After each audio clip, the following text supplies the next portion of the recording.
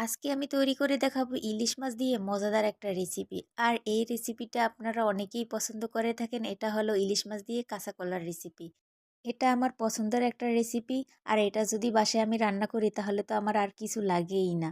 Hello everyone, আসসালামু আলাইকুম। প্রথমে আমি একটা ফ্রাই প্যান গরম করে তাতে পরিমাণ মতো সরিষার তেল দিয়ে দিলাম।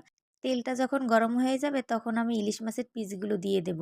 আর ইলিশ মাছ রান্নাতে যদি আমরা সরিষার তেলটা ব্যবহার করি তাহলে তো খেতে অসাধারণ লাগে।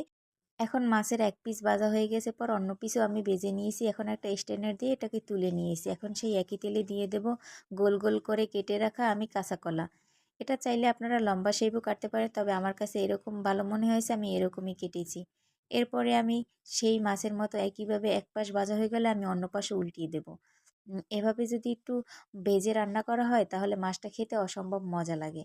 আর সবজিটা তো বলাই যায় না এটা যে কী সবজি। সবকিছুর ভিতরেই ইলিশ মাছের ফ্লেভারটা ঢুকে যায়। আর খেতেও অসম্ভব মজা হয়। এখন কলাগুলো ভেজে নেওয়া হয়ে গেছে। এখন আমি একটা স্ট্যান্ডার দিয়ে কলাগুলোকে এক একটা করে তুলে নেব। এখন আমি সেই ভাজা তেলটা অন্য একটা কড়াইতে দিয়ে দিলাম আর সাথে আরেকটু তেল এড করে নিয়েছি। এখন আমি এতে দিয়ে দিলাম পেঁয়াজ বাটা। আর এখানে আমি রসুন বাটা ব্যবহার করব না, আর তাহলে ইলিশ মাছের ফ্লেভারটা একদমই চলে যাবে। এখন আমি দিয়ে দিলাম লবণ, হলুদ, মরিচ, ধনিয়া, জিরা। এখন সব কিছু একটু তেলের সাথে ভেজে নেব। যখন ভেজে নেওয়া হয়ে যাবে এরপর উপর থেকে তেলটা ছেড়ে দেবে। এখন একটু পানি এড করে নিয়ে মশলাটাকে আবার একটু কষিয়ে নেব। এরপরে যখন মশলাটা কষিয়ে নেওয়া হয়ে যাবে উপর থেকে এরকম তেলটা ছেড়ে দিবে। এরপরে সেই ভেজে রাখা আমি দিয়ে দেব কলাগুলো। এখন সব কিছু মশলার সাথে মিশিয়ে নেব। এখন মশলার সাথে কলাগুলোকে ভালো মতো একটু কষিয়ে নেব। আর যতটা মশলাটা কষাবেন ঠিক ততটাই খেতে মজা হবে। যখন কষিয়ে নেওয়া হয়ে যাবে এখন আমি উপর থেকে দিয়ে দেব সেই ভেজে রাখা মাছগুলো। এক একটা করে মাছগুলো দিয়ে দিলাম। এখন ঝোলের জন্য পানি দিয়ে দেব।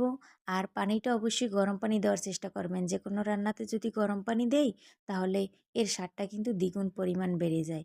আর এখন ঝোলটা যখন ফুটে আসবে সেই সময় দিয়ে দেব সামান্য পরিমাণ সরিষা বাটা। আর এই রান্নাটায় সরিষা বাটা দিলে কিন্তু খেতে অসম্ভব মজা হয়। আমার কাছে তো খুবই ভালো লাগে। আর আপনারা চাইলে এই সরিষা বাটাটা স্কিপও করতে পারেন। এখন ঝোলটা ভালোমতো ফুটে আসার পরে আমি মাছগুলো একটু উল্টিয়ে দিব যাতে দুই পাশ ঠিকমতো হয়ে যায়।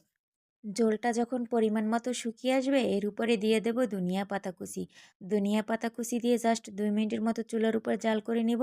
তাহলে ধনিয়া পাতার ফ্লেভারটা মাছের সাথে মিশে যাবে আর খেতেও অসম্ভব মজা হবে। আমি যে প্রসেসে আপনাদের রান্নাটা দেখিয়েছি এভাবে যদি আপনারা রান্না করেন আশা করি আপনাদের কাছে খুবই খুবই ভালো লাগবে রেসিপিটা। রেসিপিটা যদি আপনাদের কাছে ভালো লাগে অবশ্যই লাইক কমেন্ট করতে ভুলবেন না। আর আমার পেজটা ফলো করে পাশে থাকবেন। আর ভিডিওটা যদি চ্যানেল থেকে দেখে থাকেন অবশ্যই চ্যানেলটি সাবস্ক্রাইব করবেন। সবাই ভালো থাকবেন। আল্লাহ হাফেজ।